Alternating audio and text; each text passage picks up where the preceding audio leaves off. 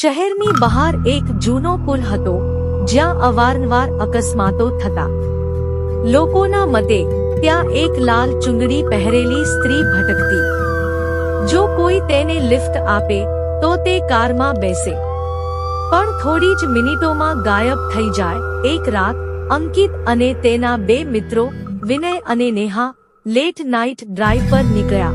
લોકો પુલ વિશે જેણે પણ કદી વાત કરી તે ડરીને કદી એ બાજુ પાછા ન જતા હતા. એક દિવસ નેહાએ એના દોસ્તોને કહ્યું, તો ચાલ અમે સાબિત કરીશું કે એ ફક્ત કહેવત છે. અંકિતે પણ ઉત્સાહથી કહ્યું, ચાલ જઈએ. અંકિત અને નેહા ઘરેથી કાર લઈને નીકળી ગયા. જેમ જેમ કાર પુલ તરફ વધી વાતાવરણ ગૂઢ બનતું ગયું. પવન શીશાઓ ટકરાવા લાગ્યા. વિને આગળ જોયું અને કાંપતા અવાજે બોલ્યો, એ સામે જુઓ. એક લાલ ચુંદડી વાળી સ્ત્રી રસ્તાની બાજુ ઊભી હતી. તે સુંદર હતી પણ ચહેરો અજીબ લાગતો. નજદીકથી જોતા એક ગભરાટભર્યું ભયજનક શૂન્ય દેખાતું. શું તમે અમને લિફ્ટ આપશો? તે ધીમી પથરાયેલી અવાજે બોલી. અંકિતે ગભરાતા ગભરાતા કહ્યું, હા બેસો. તે ધીમે કારમાં બેસી ગઈ અને વાતાવરણ એકદમ ઠંડુ થઈ ગયું. વિને પાછળ વાળીને જોયું. સ્ત્રી હળવી હાસ્ય સાથે સીધા સામે જોઈ રહી હતી. તમારે ક્યાં જવું છે?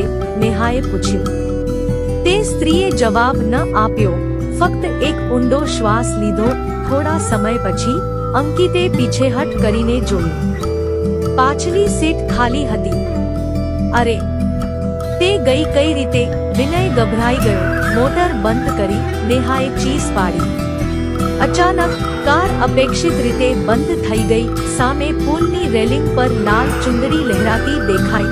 મારા લગ્ન અધૂરા રહ્યા. એક ધીમી પણ સ્પષ્ટ અવાજ ગુંજી ઉઠ્યો.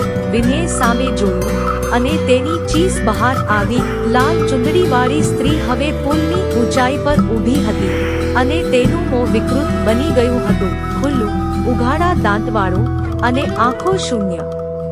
કહેવાતું હતું કે વર્ષો પહેલા એક દુલ્હનના લગ્નના દિવસે જ તેને પુલ પરથી ફેંકી દેવામાં આવી હતી. તે આજે પણ પતિની રાહ જોતી હતી અને જે કોઈ તેને લિફ્ટ આપતું તે આ શ્રાપનો ભાગ બની જતું. અને આજે પણ દર વર્ષની એ જ રાત્રે જો કોઈ પુલ પરથી પસાર થાય તો એક ધીમી અવાજ સંભળાય, મારા લગ્ન અધૂરા રહ્યા. મિત્રો, વાર્તા સારી લાગી હોય તો અમારા વિડીયોને લાઈક, શેર અને ચેનલને સબસ્ક્રાઇબ જરૂરથી કરજો.